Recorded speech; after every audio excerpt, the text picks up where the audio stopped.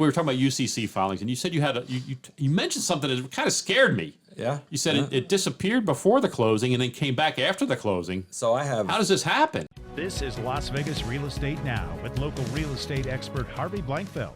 Two scenarios. First of all, tell them what UCC is. So just in general, and UCC stands for Uniform Commercial Code, or and what it really is that somebody else's property is quote on your property. On your property, Yeah. right? A solar system or water softener or alarms. Those right. are the three big ones that we deal with. Okay, so and basically what it is these companies come out, they install the system in, and they want to make sure that they're protected.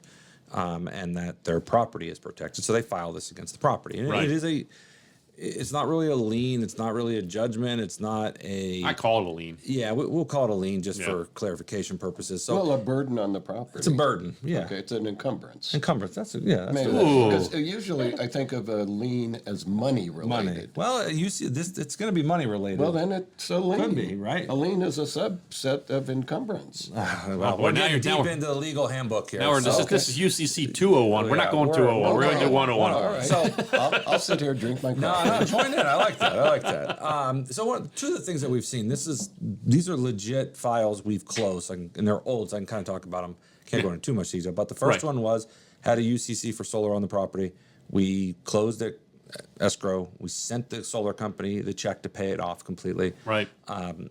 They released the UCC, Okay. which everything's supposed to happen, right? That was perfect. Wonderful. Except they sent us the money back, and they sent us a letter with the money back saying, "Hey, it was already paid in full."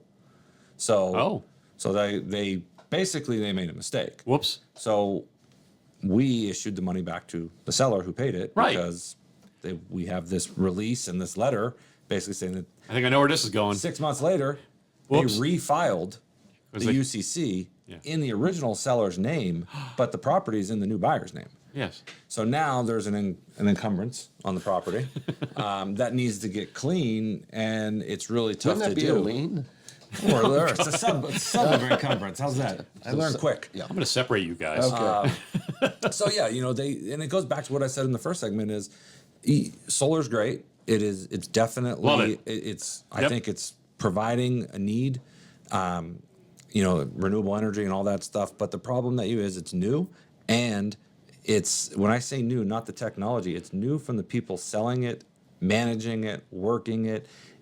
They don't understand a lot of property laws. Right. They don't understand with real estate. They're doing what they want to do, and they make up their own rules as they go. Yeah. And filing a UCC on a property that's owned by somebody else has got to be a problem with that. That's got to definitely be a problem. So it was refiled again. So what ended up happening? We're still dealing with that part right there, but And have to go back to the seller and say, now you got to give that money back? well, the ironic thing in that situation is the buyer was actually making the payment. Wow. So That's a twist. What we're trying to do in this situation is fix it, is to get the company to acknowledge that the new buyer is the one who is actually making the payment. Okay. So that the old seller is no longer on the hook as far as credit and things like that could be affecting them. That could resolve the issue right there. That's the ideally. issue. But now getting everybody to talk to after 4 years is a challenge. I'll bet. Right. And now that's the first one. Now that makes sense. Right. We have another one where there was no UCC filed. Okay. And there was solar on the property. UCC was never filed. Right. Or it was filed and released. But when it came down to our prelim and our was title gone. documents, it was gone. Okay. We closed escrow. 3 months later, exact same thing. The solar company filed a UCC in the name of The previous owner. the previous owner against the property, which, it's a hassle because now this homeowner has to go and basically fight that and say, how in the world did you file this? Right. But it's Is that going to take attorneys to do it. So how do you prevent this? Is it? I mean, let me ask you this though: is it a title insurance issue?